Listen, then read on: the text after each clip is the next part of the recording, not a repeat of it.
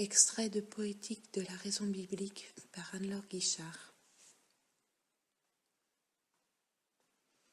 Nous ne nous interrogeons jamais qu'avec des présupposés, qu'ils soient linguistiques ou formels et fondamentaux, avec des intentions, une langue, une méthode, mais l'objet même de notre interrogation nous surprend souvent par son caractère inconnu.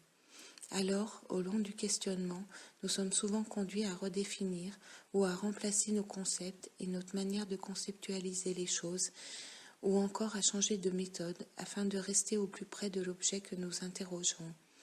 Ainsi, tout objet philosophique transforme par nature tant le philosophe que la philosophie, quelle que soit par ailleurs la langue, les présupposés, intentions et méthodes initialement mises en œuvre. Ce qui, dans la réflexion, forme le nœud et la méthodologie propre à la philosophie et qu'elle nomme problématisation, ne représente dans le texte de la Bible que le second temps du mouvement complet de l'activité philosophique qui en comporte trois, l'accueil, la question et l'écoute.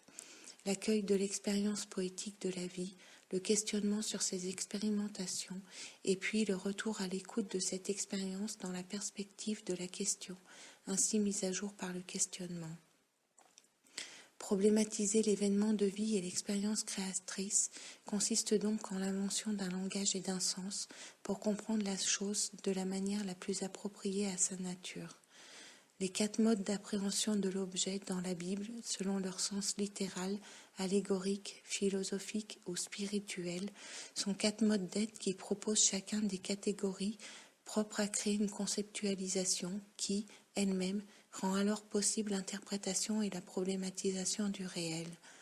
Mais cette dernière n'est pas un acte volontaire de l'intellect, comme on s'y attendrait en philosophie. Elle procède inévitablement de la crise induite par la réception de l'événement de vie et l'accueil de l'expérimentation créatrice de l'objet ou du réel.